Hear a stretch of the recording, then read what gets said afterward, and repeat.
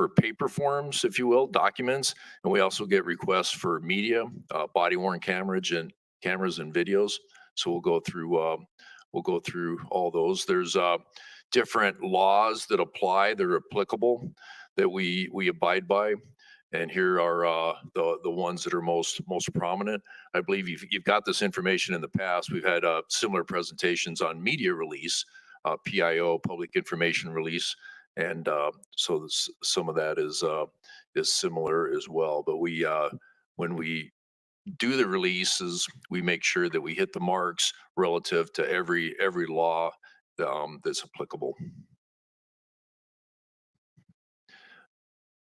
This is a quick overview of the Quora request, the open records request, highlighting the fourth bullet down. Talks about the amount of days that we're required to release those. We also partner with the city clerk's office on this, so they track and monitor all these through the clerk's office as well. We also follow the CCJRA, Colorado Criminal Justice Records Act, which is the authority over the official police records, if you will. The third bullet talks about what is under the umbrella of that, and most notably, it's an arrest, an indictment, or some kind of a formal police action, charging information disposition, what you would think of as a typical police report, if you will.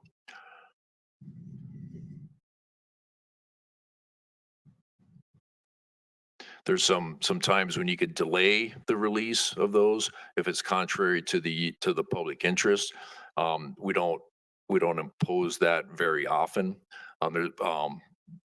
There's also the very last bullet talks about a court order. Sometimes we're not able to release the information because of an active court order or gag order. There's some additional considerations. We won't release information if it's under the jurisdiction of another agency, like a federal agency or through the district attorney's office. We will partner with them and talk to them and share the information with them, but at times it's their information to release and not ours. There's also the Law Enforcement Integrity Act, which is up here, which mandates that before we do release information under certain circumstances that we notify the victim or the victim family in advance and give them an opportunity to review the information before we make it public. This is the process for obtaining records. Our records at the police department is open Monday through Friday, 8 a.m. We'll go over the fees here in just a minute. Also through the records, you could access the body worn camera or in-car camera, the media, if you will, or the data that's associated with the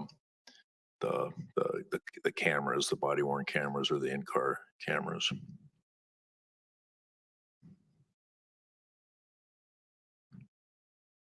The rest of that's not loaded on there. The fee schedule on the PowerPoint. It goes right into Kevin's. Sorry about that. I thought the PowerPoint had some more slides that actually had the fee schedule. If you have the agenda up in front of you, the fee schedule is actually in that under summary. If you could do me a favor and pull that up, which is what I'm going to refer to next. I can wait a second if everybody wants to access that on your agenda. Sorry, we did have some slides on that. Yeah, thank you, Chief. We do have 2 pages worth of fees within our study session packet. So. Okay, all right. I'm sorry, you said that's in the packet, those last slides? We have 2 slides that speak to fees, the record fees, and then there's a second one regarding body worn camera, car camera fees. Excellent.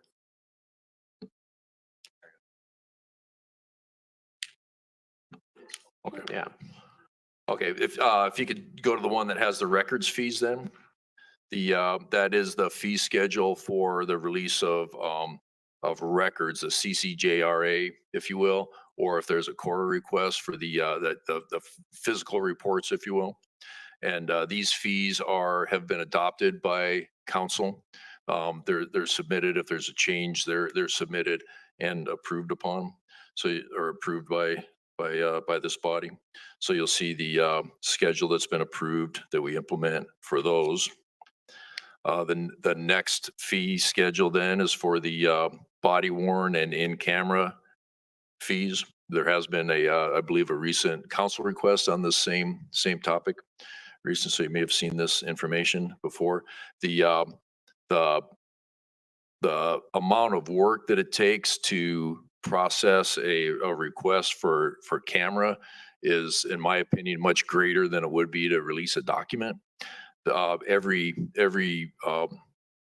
second of footage that's released has to be reviewed in advance to see if it needs to be redacted. Vance, can you go over the things that would cause us to redact?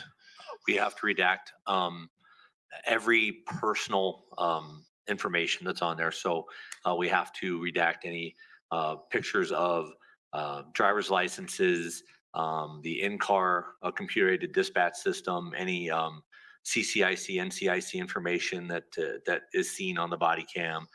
We also have to redact victims' information, and there's certain criteria by law that we have to meet on which victims' information we have to redact and whose faces we have to blur. All juvenile faces, all juvenile information has to be redacted.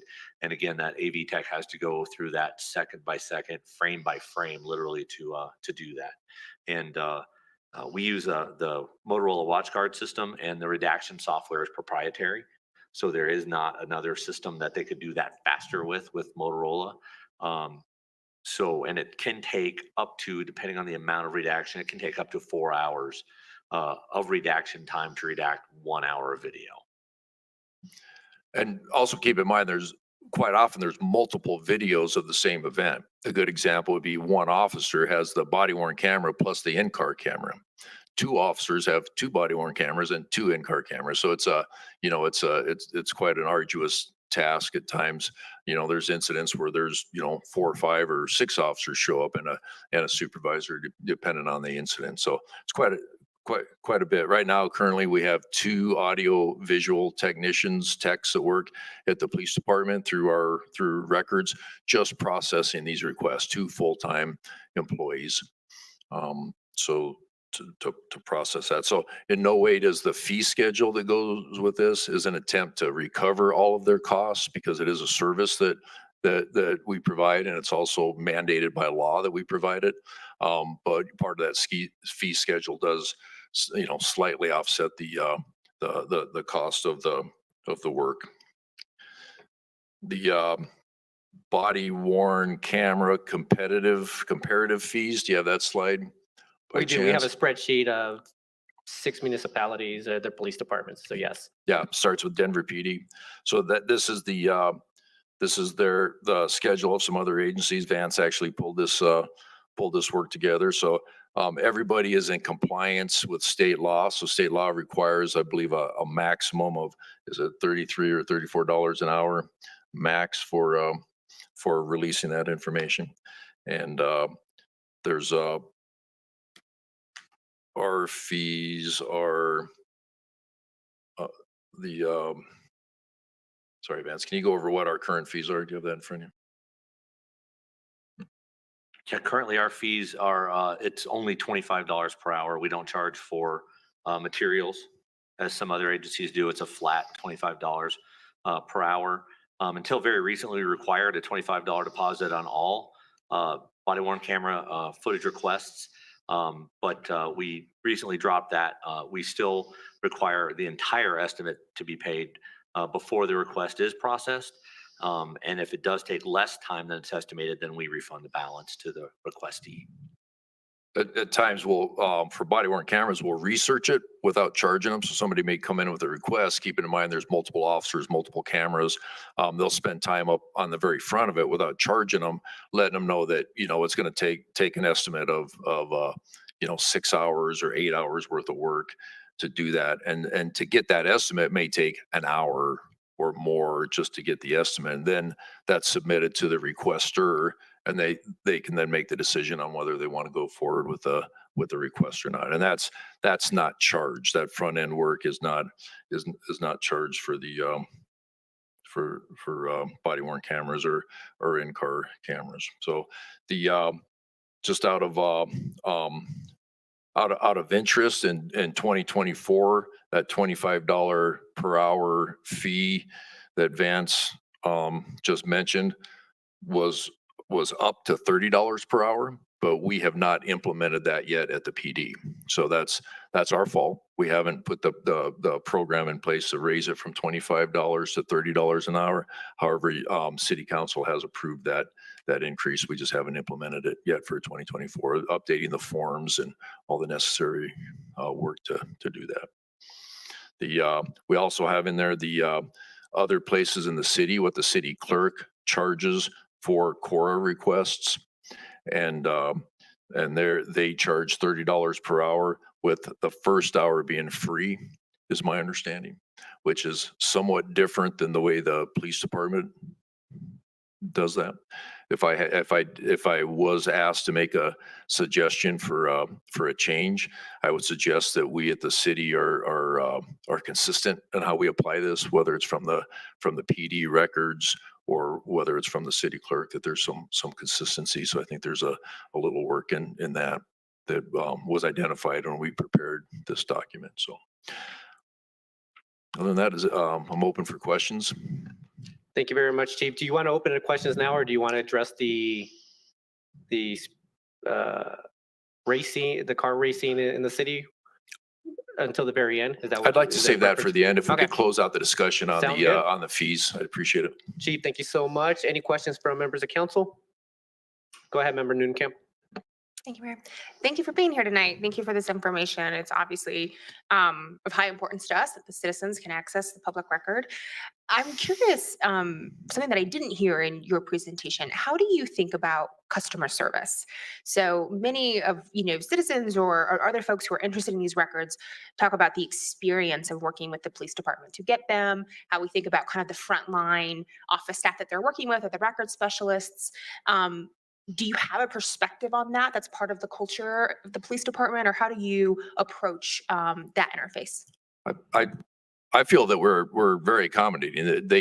We can take records requests or body worn cameras from a variety of ways. They can show up in person. They could call in advance. We get some that are emailed, generally not the body worn cameras, but but records requests. And we have a fee schedule. We have a form that we can mail them. We can email them. They can fill out at the counter, and we'll accept that right on the spot. If it's a Cora request, we will take the core request and then coordinate with the clerk's office, so we don't send somebody away who then has to just turn around and come back at a later time. We'd coordinate that. I think it is frustrating. I believe some people may come in not knowing the process, or not knowing the fees, or not knowing the amount of work that it takes to process a request, and it could become frustrating. But the staff at the police department, records, I've seen them in action, and they do a really good job explaining it, providing the forms, working with people on the forms, communicating with them. If they do have to send them away because they have to research the amount of time it takes to fulfill a request, that they stay in communication. I feel comfortable with that. But I do know that people at times have gone away frustrated. I don't believe it's because of the actions of the personnel, at least none that I'm aware of. That's helpful context. I can also say that under the Victim Rights Act, state law, victims of crimes, of those VRA crimes, are allowed to get a free copy of the initial report. It doesn't cost them anything to get a copy of the initial report, and that's also by state law under VRA. Thank you. Member Wright. Thank you. Thank you for the presentation. I have a couple of questions. And the first one, based on the statement that you just made, so the victim is allowed to get a free copy. A defendant or their attorney, in preparing for their case, would they have to pay the fees to get a copy? So the short answer to a long answer would be, If they're represented by counsel, that is part of the packet that is given to the district attorney's office. So the district attorney's office or the municipal court releases that information to the defendant. If there is a suspect, then no, the suspect would not get it because it would still be an open investigation. So we wouldn't even release it to a suspect in a Makes crime. sense. Okay. And then how often do you get requests for, you know, BWC or dash cams? We get requests on a very regular basis. One of the reasons I think that well, number one, most, I would say probably 80%, and I'm spitballing that, just very approximation of our requests that we have to do are from courts, from the district attorney's office, from municipal court, from different avenues of that nature. And I would say probably maybe 15 or 20% of the others are requests from citizens, reference some of that. So the requests from the courts, are those redacted or do you give raw footage to them? Raw footage normally goes to the courts, but the AV techs have to review it all to make sure it's all the right case, I guess I would say. Mhm. So there are a lot of human failures in tagging body worn cameras, and tagging is what we do when we enter the case number or the call for service number or that type of information. So one of the biggest jobs for our body worn camera to AV techs is to review everything for accuracy, to make sure that the courts are getting the correct information. Okay, and that makes sense. And then one more question. If there are several BWC videos involved, and this would be the 20%, I guess, involved, can the person that is requesting that video choose what view they want? So let's say, there's different angles. Can they say, I want the front view and the view from the side if they were there?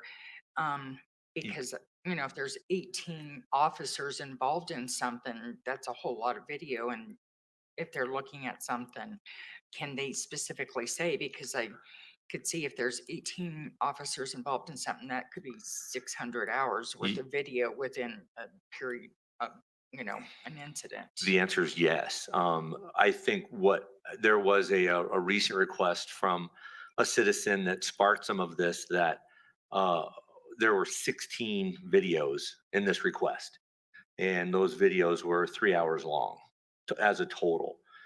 And it was explained to this person that if they were able to narrow down their scope of the search, that we would be able to narrow that down to specific officers, specific angles, and then that would obviously cost less because there would be less video to redact and Okay. review. Perfect. Okay, thank you. Go ahead, Chief. Oh, I was Anything gonna to say, add? there are times when we get multiple requests for the same incident too, so that reduces the amount of time that the AV tech has to do to process it. They can capture it. A good example is we get media requests from the media, so we may have a redacted version for the media, and if we anticipate somebody else, that'll be saved, and then it can be provided to somebody else that may come in and make the exact same request. So then, may I? So then if you get multiple requests for the same type of video, is it the first person that has the burden of the big cost of redacting all that? And then the secondary people, how does that cost come into play then? It's the amount of time it takes to process the request. So you don't know when you get the first request if there's going to be a subsequent request or not. So you have to charge. I suppose if two people walked in at the exact same time with the exact same request, then that'd be challenging. They could choose to share it, I suppose, but we do have to charge the first person to make sure that it's recovered. Okay, and then the second person, since it's been processed, that cost is going to be substantially less. Should be less. suppose. Keep it in mind, like Deputy Chief Fender mentioned, a captured version that we send to the DA's office, and they request body worn cameras on just about every request is generally unredacted. Right. So if the media or somebody else came in for that same case, the AV tech would still have to go through it Oh, all over again to understandable. redact it. Mhm. Yes, okay. Member Ward. Thank you. I appreciate you both being here tonight. As you probably know, this discussion was spurred in part by the number of inquiries I've gotten over the 3 years I've been on council regarding obtaining police records. In my day-to-day job, I regularly obtain records from a variety of government agencies. And the single most unpredictable government agency I've ever tried to obtain records from tends to be law enforcement. And it's because there's so much room for subjective judgment, in my opinion, on whether or not a law enforcement record is released. Also, in my opinion, in the times that I've dealt with the Englewood Police Department, which has been a handful of times, or I've received reports on the Englewood Police Department, you guys are particularly unpredictable in the response to a records request. I'll give you one example. Several years ago, prior to coming onto council, I went to the police station with a money order asking for a report on a specific incident and was told, you can't have this. I can't even accept the request because the investigation is still open. The records technician gave me the detective's phone number so that I could contact the detective and ask or inquire about the case. But there wasn't really any proactive effort on the part of the police department to say, we have a records request that is active, that a person is prepared to pay us for, and our duty is to release the record when it is available. So our intent here is to take that money and hold the record until such time as it can be released. That to me would go a long way towards indicating that we intend to provide records when we can, as opposed to the opposite, which is the impression that I have been left with from time to time and what spurred this discussion. That being said, when I look at the numbers in the council memo, I see the revenue for records requests is $12,746 in records fees. If I do just simple math, and I know that this doesn't include all the hourly charges because we have flat rates for some of the things that we provide, which would theoretically also be included in there, I get somewhere in the neighborhood of 500 hours. And so if something doesn't add up there, either we're not fully collecting what it actually costs us to do this, which I think the chief made reference to, or we have 2 full-time employees that are dedicated to processing police video when they only have 1/4 time involved. The revenue, 500 man hours roughly, maybe 600. I, I'm struggling with that a little bit. I think that there are other, so there are not just body worn camera fees. If an insurance company wants a report for a criminal mischief, they have to pay for paper reports. Um, if the media wants a copy of a report, they have to pay for that. I mean, so it's not just body worn camera fees. I think that might be the most labor intensive part of that, but not necessarily.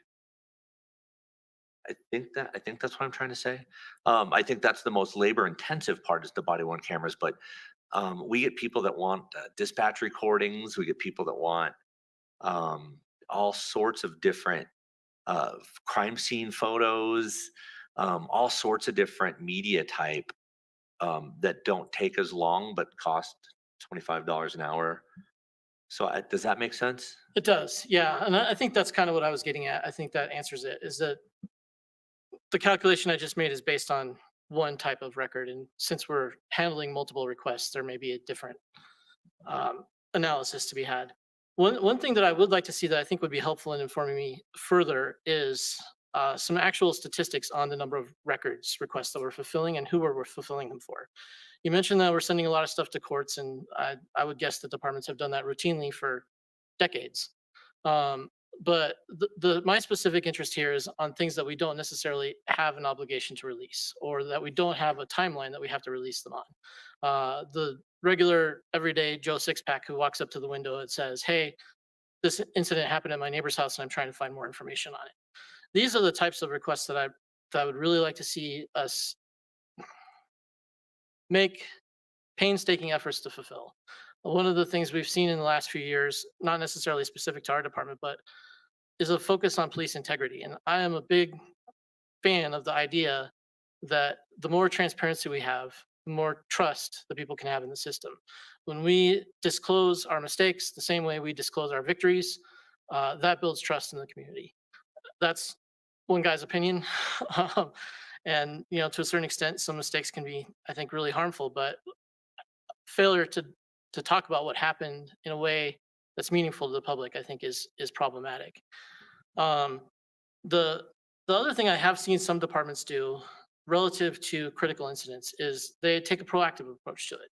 They process all the body worn camera footage, they release it all raw, or in whatever format they're allowed to release it.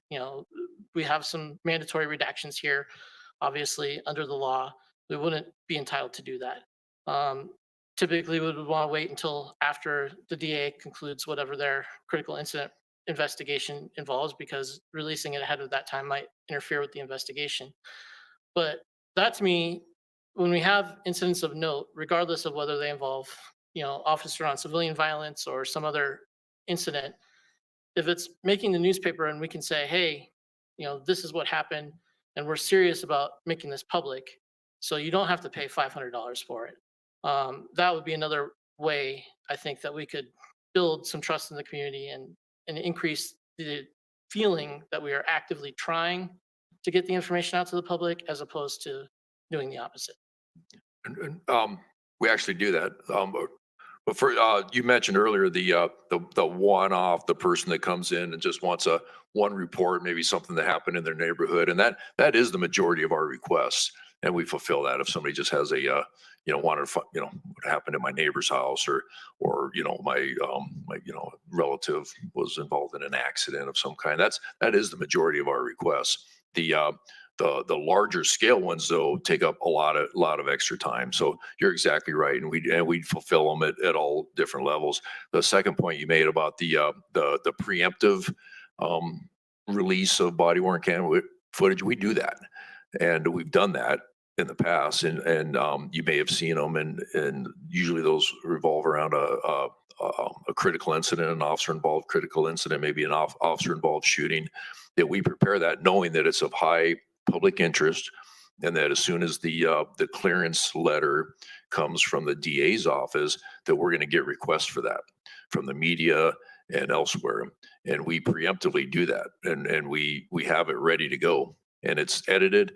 All we have to do is hit the send button, and it's good to go, and that's free of charge. Now, granted, it's not 20 or 30 hours of video. It's usually a snapshot of something less than 5 minutes. It's narrated. We cut in the 911 audio tape and some footage.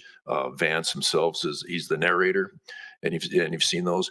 And with the intent of providing people the information that they want, they can still follow it up with a formal request where they want everything instead of just 4 minutes. They want 4 hours, and we'd have to fulfill that. But more often than not, that satisfies the request, at least of the media, that they have what they need, and we don't charge for that. And I think that's the distinction that I was getting at when I mentioned this. I've seen those clips narrated by Deputy Chief Fender, and the one thing I can say about that is, yes, it's helpful to see what happened, but I also know, as I'm viewing those, that this footage was chosen, hand selected by the police department.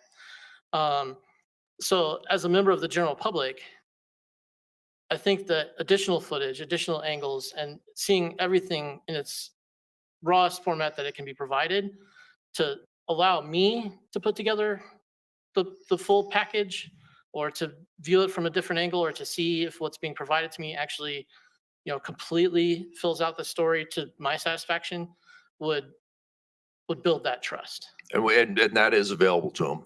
Every time that we've released one of those, we have not got a subsequent request. That's the information that they have enough information to satisfy their request, if you will, or their curiosity, or they wanted the information. But if they wanted a subsequent request to get all the body worn camera footage or more of it, of course we'd release that per the laws. But it would take more work to do that.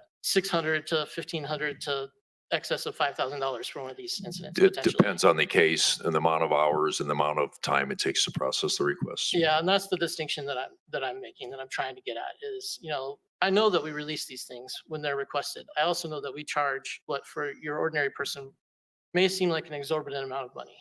I'm fortunate, but $600 is a large amount of money for me. That's $600 I could spend taking my wife out to dinner at a nice restaurant 6 times. So if I were to request something like that from the standpoint of a lay citizen, I would have to really put some serious thought into whether or not it was worth it for me. And from my perspective as a council member, I think it's worth it for the department because we have, full disclosure on this. We're showing an act of good faith. Here it is. This is what we did. This is how we build our relationship with the community. Is we provide information on these things that are highly emotionally charged in the community, and let what happens happen. So that's my perspective on that. I don't know if I have any council consensus on it. I'll leave anything else for later. Thank you. Thank you very much, Member Ward. Chief, I have a few questions. I'll go back. I'll come back to Member Ward's comments here in a second, but I just have questions about the software, the technology that we're using for these body cam, and just understanding the man hours that it takes to, blur out images or whatever we need to do in order to protect everyone involved and also meet the state requirements that we have. So you mentioned that it's proprietary software that doesn't allow us to, from what I understood, it doesn't allow us to leverage any other type of software in order to speed up the processing of this footage. Is that correct? That is my understanding, yeah, from talking to Division Chief Jones, who oversees the AV techs, and I talked to the AV techs themselves. WatchGuard has their own proprietary redaction software. Axon, one of the other large body-worn camera providers, the old Taser, is the exact same. Axon has their own proprietary redaction software. WatchGuard is used by, oh boy, I couldn't even tell you how many metro cities. I think Aurora, Arapahoe County Sheriff's, Greenwood Village come to mind right off the top of my head on some larger agencies that are using the WatchGuard system. And so I understand that we don't have the ability to redact with any other software. So that was going to be my comment, because I think a lot of these Motorola body cams are being used by just our surrounding jurisdictions as well. So there is redaction software by these companies, but it's still creating a ton of workload for our AV techs within a police department.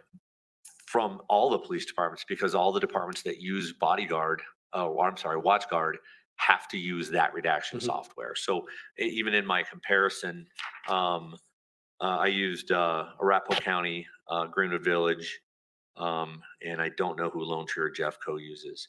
But yes, they use the same software. Right. Where does the video get uploaded somewhere? So the videos are stored in the cloud. In the, sorry, what was that? In the cloud. All the videos Okay, are stored it is in the going in the cloud. cloud. Okay. In a CGIS Okay. secure cloud environment. And part of the redaction process, even part of the process to upload a video and send to the media, a citizen, the DA's office, is the rendering time that it takes to go from the cloud to a machine to a computer. Then the video gets rendered in the computer and then gets sent back to the cloud. So sometimes the rendering process can take, depending on the size of the video, twice the time of the amount of video. Just that whole that whole process for getting it from the cloud to the computer, back to the cloud, and then we try to streamline it by sending a secure video link to the person that requests or the media that requests, so they can link it to the cloud, so that's less time that video has to load. Even when I get video from someplace or from our own techs, it can take sometimes twice as long as the video is for that video to load in my machine. Deputy Chief, there's got to be a better way. So it just sounds painful. I know there's technology out there, face recognition, there's AI, there's things that we can do in order to speed up this process. But it sounds like we're limited by the software, but I'd love to just understand other options that may potentially be out there for that. And So, we've posed that question to IT, just looking for any opportunities to speed that up or to find another program. Right. And we'll continue to do that. But like Deputy Chief Fender said, our hands are tied as our other agencies, but we will continue to look. okay. So And just as a side note, I think that our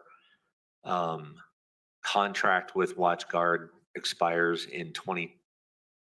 the end of 2025. I've been talking to the IT director, Joe Eisenbart, about it, and we're going to start looking at whether or not we're going to keep Motorola WatchGuard after that, or if we're going to look at another vendor. Okay. Deputy Chief, Chief, the other question I had was regarding the fee schedule and why we haven't implemented the fees that we passed in the last budget cycle. Why the delay? that was a mistake on our part. Okay. Yep. We have to update the forms and put the process in place, and no other reason than it was a mistake. We didn't get it pushed out by the first of the year. Okay. I apologize for that. All right. Thank you, Chief. Member Ward, you got something else to add? I just wanted to circle back to your comments, Mayor. I'm skeptical about the claims on on video rendering. I'm not an expert on AV technology or on this Watchdog proprietary, but it seems like if we're producing a video file and we're releasing it to the public, it would be in a format like MP4 or some sort of format that could be translated into any other independent editing software. It wouldn't be. I don't get that either. So I would like us to look into that if we can, even before this contract expires, to figure out if there is a better way. The other thing is you brought up charging people for rendering time. And I have to say, I strongly disagree with that. No, the rendering time's not charged for. No, because the rendering time doesn't take the tech to do anything. Right. So Yeah. it's just a matter of the wheels spinning, so to speak. So the rendering time is not part of that. It's Okay. just the physical time that the AV tech is working on the video. Okay. Yeah. I must have misheard you on that then. Okay. Thank you. That's it. Any further questions from members of council?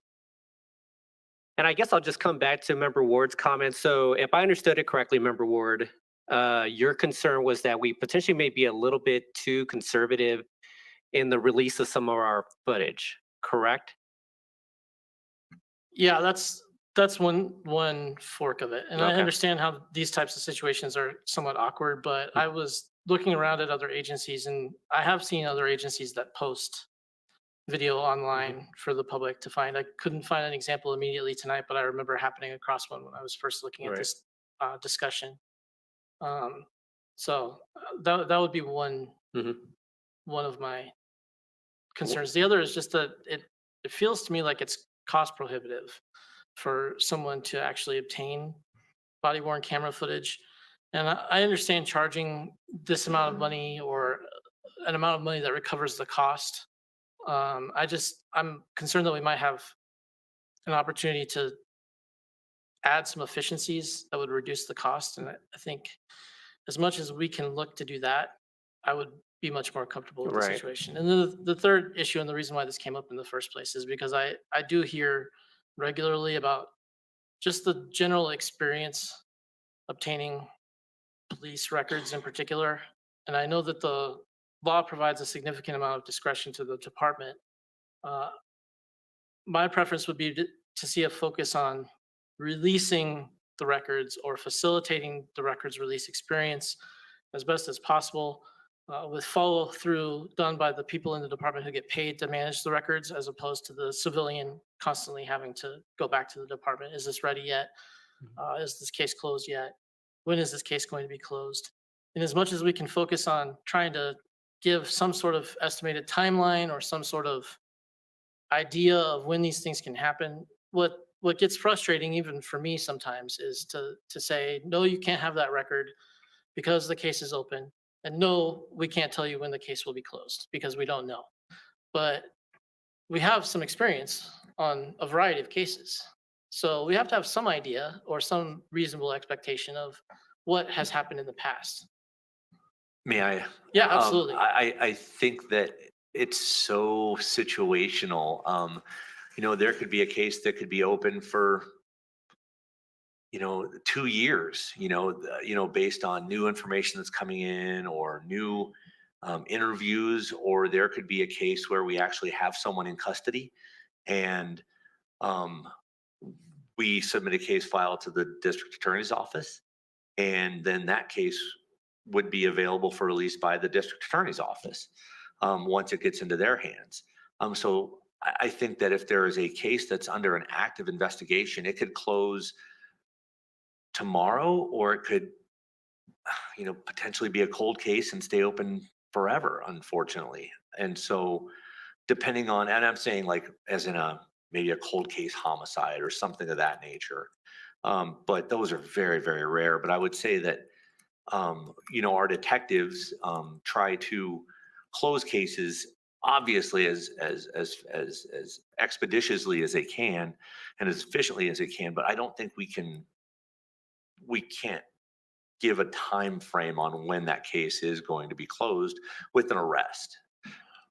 But I Does that agree. make sense? Yeah, but I understand what you're saying, and I think there's room, and we'll take that back and pose that to our staff on like some kind of like a tickler file, if you will, that we can't fulfill it now, but when we do have time, when it is releasable, circling back to the requester and see if they still want it, and then provide that instead of having them play the guessing game on, well, is it ready now? And then a week later, is it ready now? And I do understand what you're saying, and it's let us.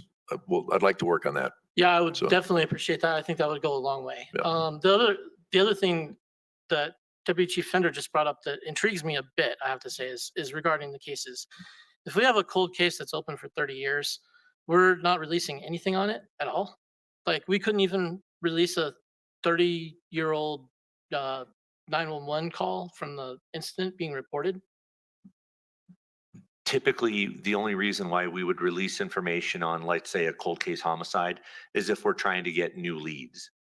Because otherwise it could affect the integrity of the case. There could be facts of the case that only the suspect would know. So on those things, it would be, and I know we have released in the past some additional information on a couple of cold case homicides that we still do have. And we've released that information in hopes of getting new leads. Yeah, I can't. It's not a place where I can suggest there's a better way to do things. So I'll just I'll hold any comments on it. It's surprising to me that there could be something like that where somebody might want some information and not be able to get it, even though there's not any progress being made on the case and hasn't been for a great many years. That's all. Thank you. Member Noonan-Camp? I'm happy to weigh in here if that's okay, Mayor, on this topic. Where I agree with Councilmember Ward is that my preference is that we are as transparent as possible, that we would go above and beyond, and we would have a very strong spirit of customer service and everything that we do, which is why I asked that question earlier. I have heard from some individuals who have had a harder time than they would prefer, interacting with some of these requests, and not. Obviously, when I hear something, it's typically because that's the last resort. It has raised to this level. But I think that it's about like the spirit of transparency, right? So maybe we are doing everything within the letter of the law, but what's that next step to say we would like to be able to comply with this? Unfortunately, we can't for these reasons, and here are your other options. How do we do that? How do we take that next step? So that's where I agree with Member Ward. Maybe that next step is instead of sorry. Should I pause?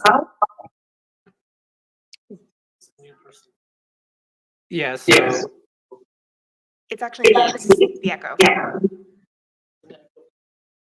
yeah.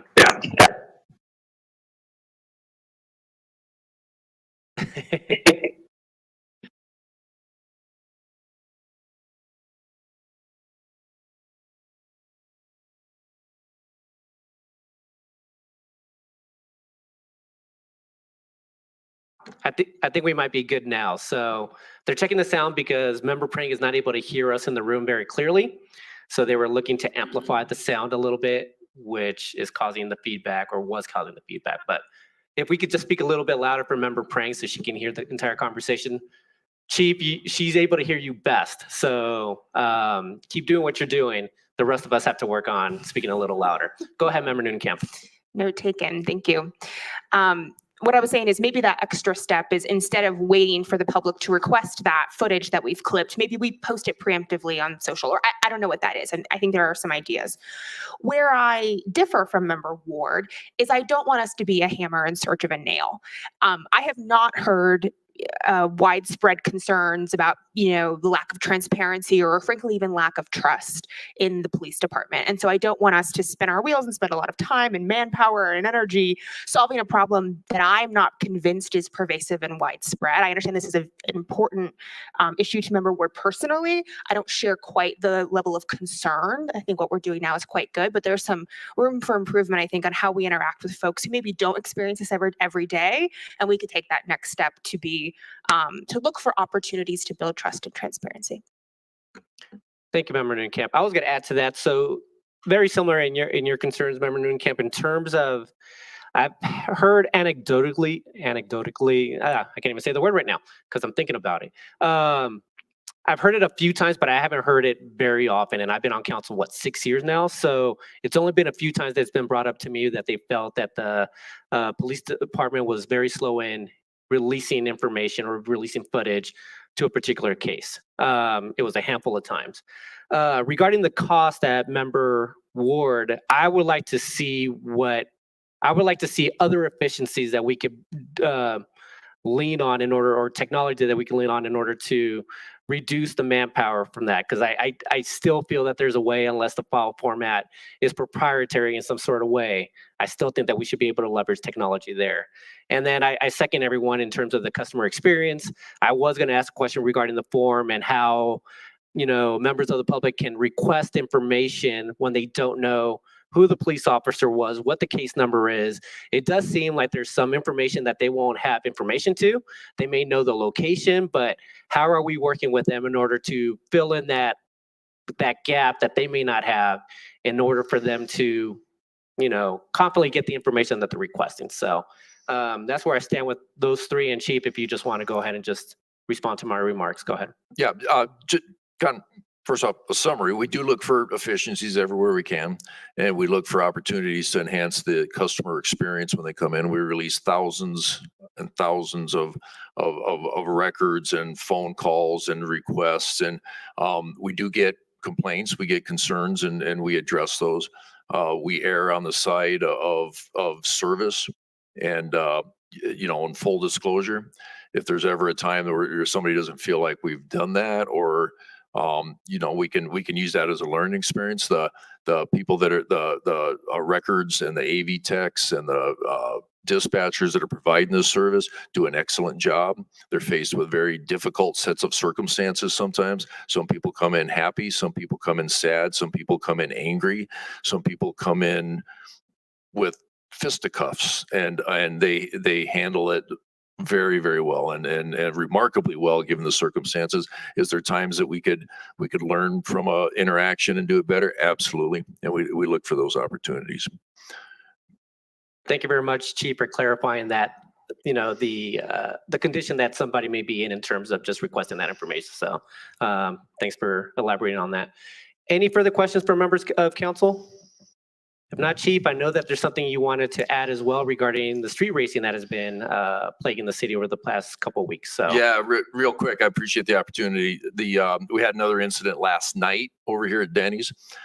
So the prior weekend, let me backtrack even further. Last fall, we had a couple incidents that were over here at the Hobby Lobby. We engaged the community just to the north of that, which were deeply affected by it. Came together with a good plan, good strategy, contacted the organizer of the event, and that was a car club that would show up and they'd sell merchandise and play music, and it was more of an event than it was like street racing. But we were successful after a couple weeks of shutting that down, getting compliance, putting up barricades and bringing relief to the neighborhood. So that was last fall. There was a reoccurrence Last weekend, in the same area, we reached back out to that car club and got the same agreement that they're not going to come back, which they didn't come back this past weekend. And although we did have a plan in place in case they did, and we did engage the community that was affected by that to let them know what we were doing.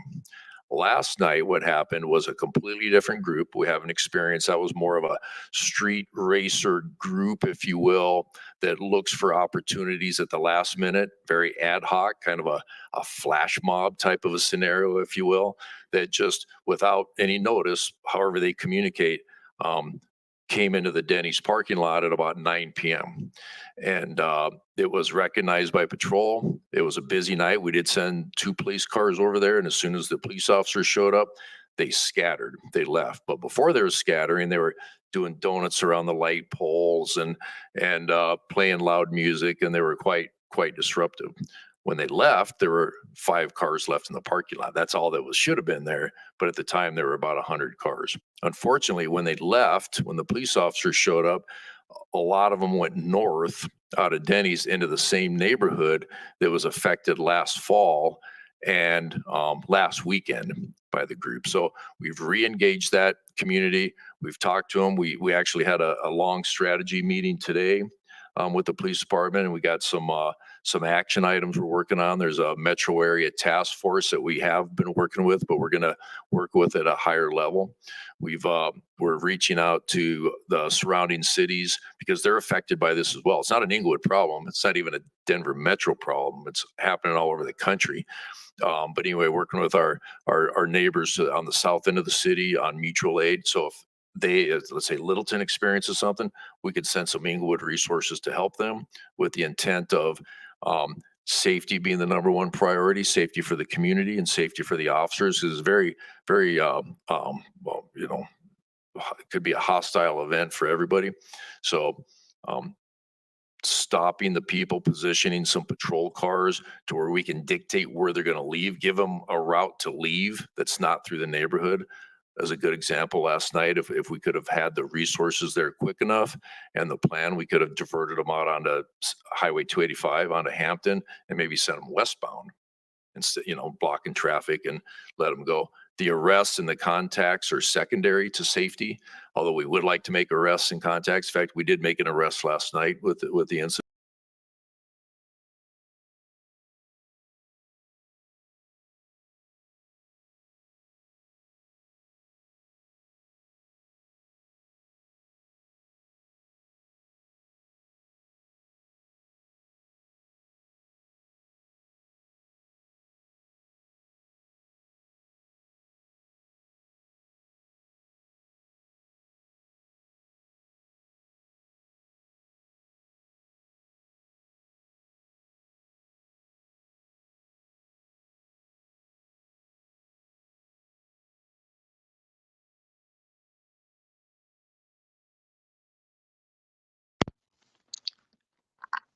Is that better? Sorry about that. As I was saying, blah, blah, blah, blah, blah, blah, blah. We're done listening to him.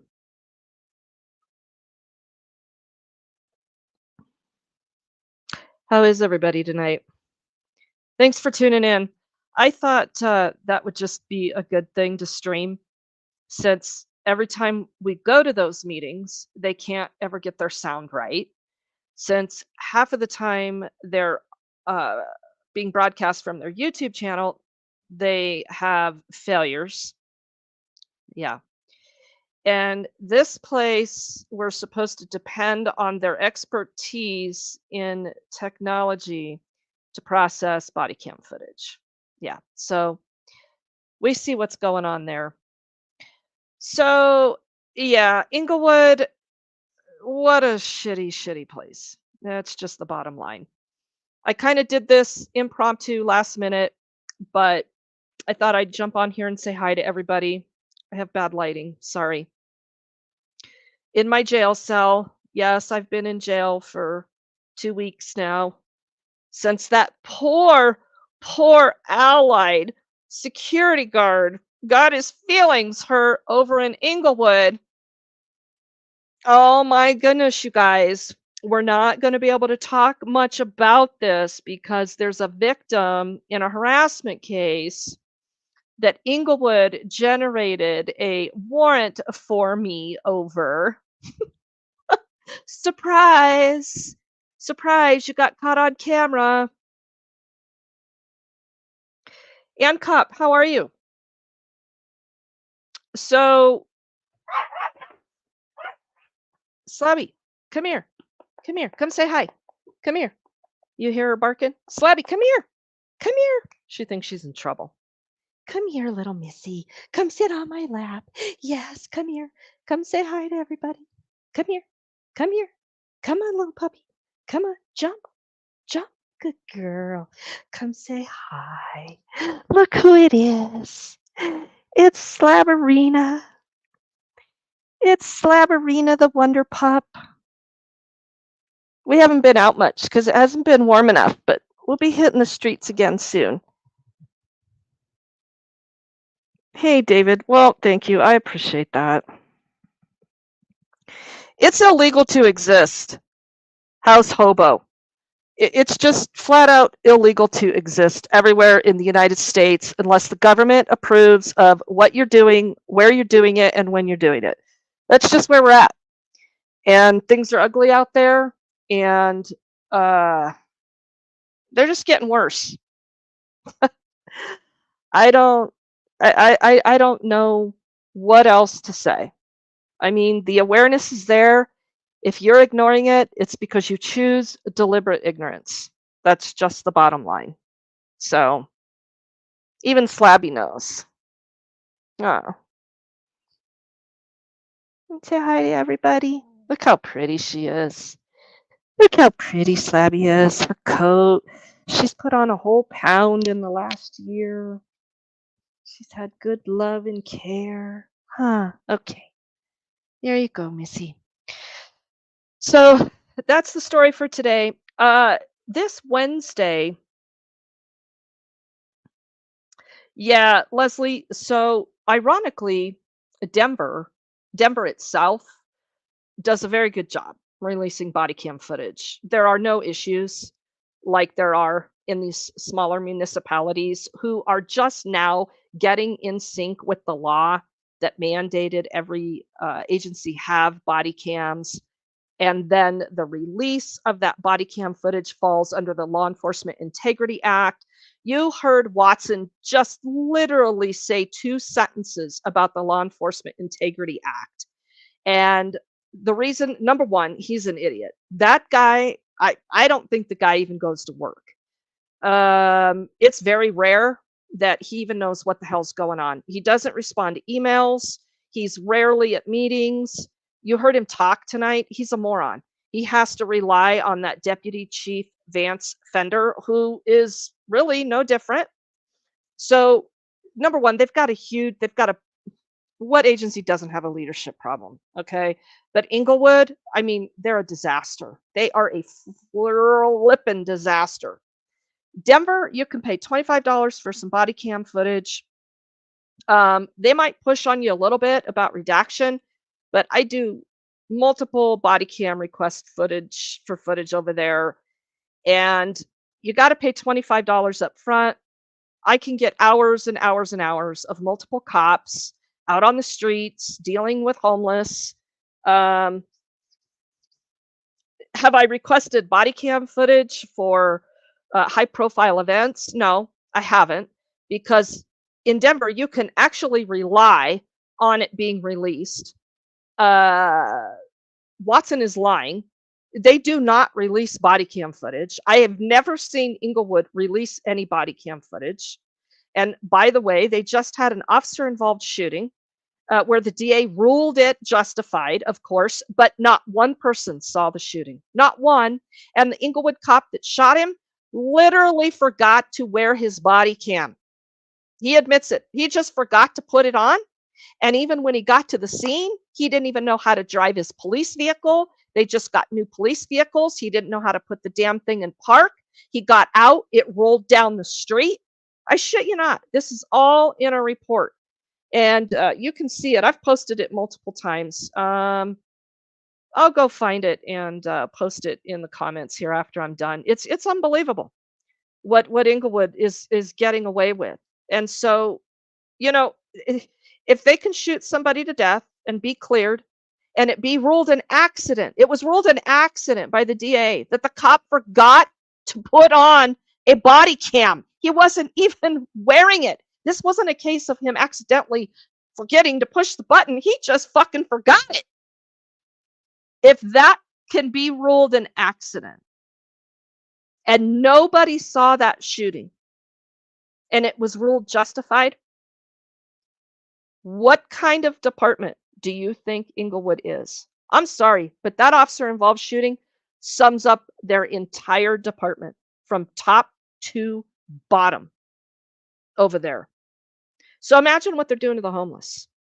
Why do you think they're quoting me $1,200 to show body cam footage of them beating the hell out of Nicole so they could get her boyfriend out of the camper for a misdemeanor warrant and take her to jail on a traffic warrant and steal her camper? She came out bruised from face to torso, her arms. Why do you think they want $1,200 for that? Why do you think the guy back in October that reached out to me and said, there's some serious bullshit that went down with the Englewood cops. We need the body cam footage. Why do you think the minute I started requesting that, they were figuring out a way to shut that down? They issued a warrant for that guy's arrest 4 months later after I requested body cam footage and cited the section of the Law Enforcement Integrity Act that requires them to release that body cam footage during an officer complaint and investigation, NIA. Their response to that, we'll just arrest the guy, call it an open case. And that's exactly what they did. So bad things are going on in Englewood. And now, lo and behold, they're throwing Regan in jail. I told you it was coming. I knew it was coming. I knew there would be some bullshit that they'd pull out of their ass, something trivial like that. I mean, they're really not going to get away with shooting me because they know there's always a camera on them. They know somebody in Regan's camp is always watching. So they're not going to quite get away with the blatant acts of taking me down. So they're going to take, the workaround. So yeah, this video that I put up of this poor Allied security guard who harassed the shit out of me over using the bathroom in the library and then found himself on video being recorded in the course of his duties. So you all know that the librarian tried to cite me with a crime to use that as a reason to evacuate me from the library for 90 days. Well, the second I filed that appeal on that, I had a warrant for my arrest. Isn't that interesting? They knew they were screwed because they let the librarian charge me with a crime, which is ultimately going to turn into a civil rights violation for telling me I can't be in a public library, for committing a crime that didn't occur that I wasn't charged with. So they had to figure out a way to charge me with a crime. So they charged me with harassment after I challenged that evacuation order. I call it an evacuation order. It's an expulsion. It's an expulsion by administrative rules of the city of Englewood that you can't come to the library for 90 days because you committed a rule infraction by committing a crime. So yeah, word got out that I had a warrant. It was so funny. I mean, the Englewood cops are the one that were out there looking for me. Don't they have all these other problems, all this street racing, all this kind of stuff going on in Englewood, and they're out there looking for me because I had a warrant that they, I guess, thought I really was desperate to go in handcuffs and give them the satisfaction of hauling me to jail. Unfortunately, I couldn't do that because I had to go out of town. So I had to make sure that I cleared the warrant in the best way that I possibly could. So I did go to court already on that charge.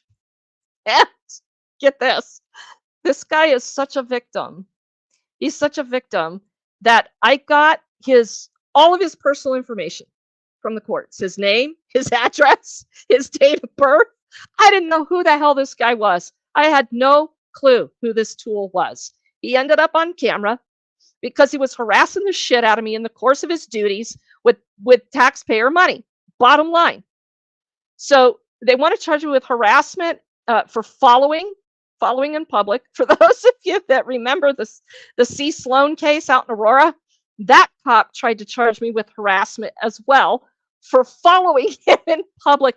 Our harassment statute, as are most, is written so vaguely that if you look off, that's harassment.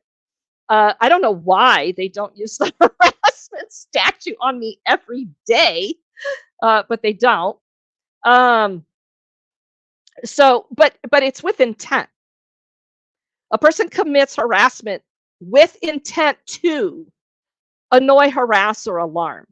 So it'll be interesting how the prosecution decides to move forward with proving intent. And then they charge me with another subsection of taunting. Taunting. Making repeated insults, blah, blah, blah, whatever the verbiage is of that. I guess me saying to him every time I'm going to call the cops on you. I'm going to call the cops on you. Go ahead. I encourage you. Do it. I told him multiple times, call the cops. I guess that was taunting. Because that's the only thing I said. I never cussed at that guy. I never said shit to that guy. Other than, this isn't your job. He proceeded to run his mouth as he's walking out of the library. So, dude, you're going to stay on camera. You're doing this in the course of your official duties, and you're being paid with taxpayer dollars. So we'll see how this case plays out. I have my own theory on how it's going to go, but I just find it really fascinating that this guy is such a victim. And now I have all of his personal information. And, there's a protection order. So don't harass the victim, the unnamed victim, and all the cops, all the endorsed witnesses, the Englewood cops, the two that were there that day that the librarian tried to serve me that paper. I flipped that cop off 3 more times since I've seen him. Mark Douglas, I gave him the double bird, and it was all on camera. Twice on camera, 3 times total. 1 time not on camera because I was driving and I saw him. So I just flipped him right off. This Englewood PD, okay, it would be funny if they weren't so dangerous, but they are dangerous. Victim mentality. Leslie, you nailed it. Victim mentality. And anyway, that case out in Aurora with C. Sloan, that case got dismissed. It got dropped. Those charges got dropped.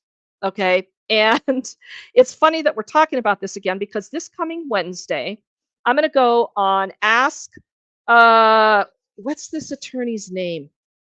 This guy's been covering some good stuff.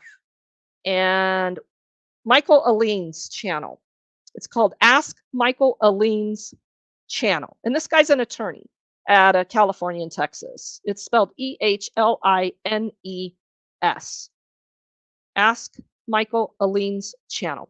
I'm going to post on my community tab as soon as I get the link to the StreamYard that we're doing Wednesday at 4 o'clock Mountain Standard Time. And we're going to discuss that case. It'll be interesting. This attorney has a really fascinating background. This guy passed the bar back in 2005 without going to law school. He's a former Marine, highly intelligent, seems to be wanting to get involved in the civil rights side of things, is a personal injury attorney in California and Texas. Yeah, that's typically the easiest way to start a law firm. But if you go check out his channel, he does have some pretty good points. So we're gonna play that video Wednesday. So be watching for that. And he's gonna, I guess, provide some commentary on that. And I'm gonna ask him some questions about that because that case did get dismissed. So Well, you guys, thank you for stopping in. I really appreciate it. And thanks for watching that little section of Englewood City Council's study session tonight on police records fees that they didn't even put up. Did you notice that? They didn't even have anything to offer on what their actual fees were. They admitted they screwed that up. They just haven't implemented some stuff. Apparently, we're working on, old PCs that have a string cord to a cloud where they send all their video, and that's why it's so expensive to get body cam footage in Englewood. We're just never going to get the truth in Englewood. The only truth we'll really get is in the courtroom. But even at that, we're still not getting the full truth.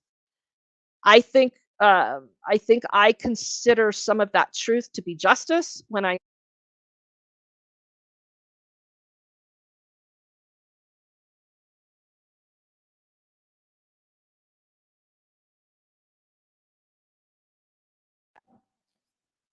Okay, that died. Can you hear me?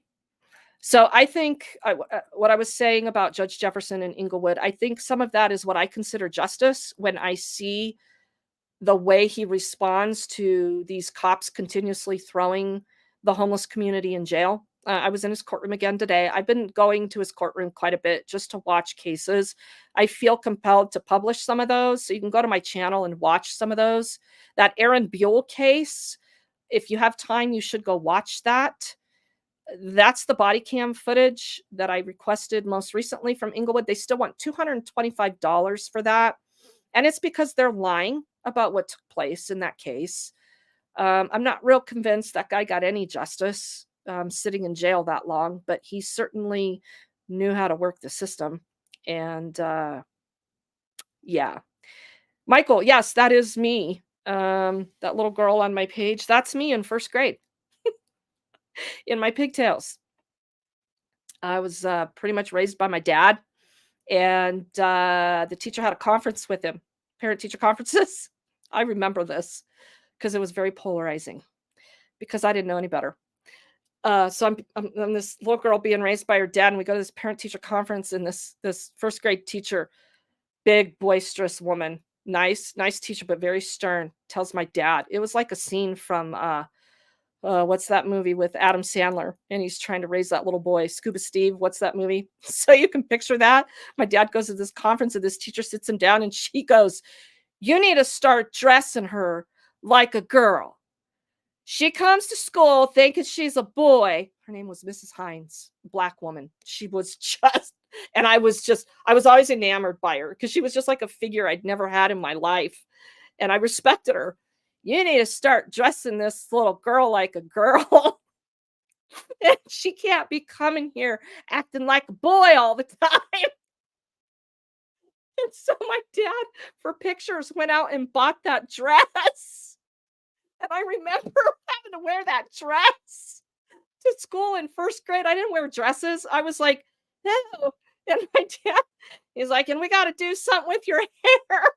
I swear my dad was just cutting my hair. You can see all the different angles in my hair. And so I went to school with those pigtails like this. And that was my first grade school picture in Denver Public Schools. True story. I will never get. Yeah, DJ, she would have been shit canned. So anyway, yeah, that's that story. But anyway, you guys watch for that community post I'm going to make. And I hope to see you guys in that chat on Wednesday. I have a feeling that the trolls are probably going to hijack that chat real good. I don't know how he runs his channel. We'll see. I'm talking to his producer, and I'm going to let them know, be prepared. So join us over there on Wednesday, 4:00 Mountain Standard Time. And we'll see you guys there. Thanks a bunch for tuning in. Hope all is well.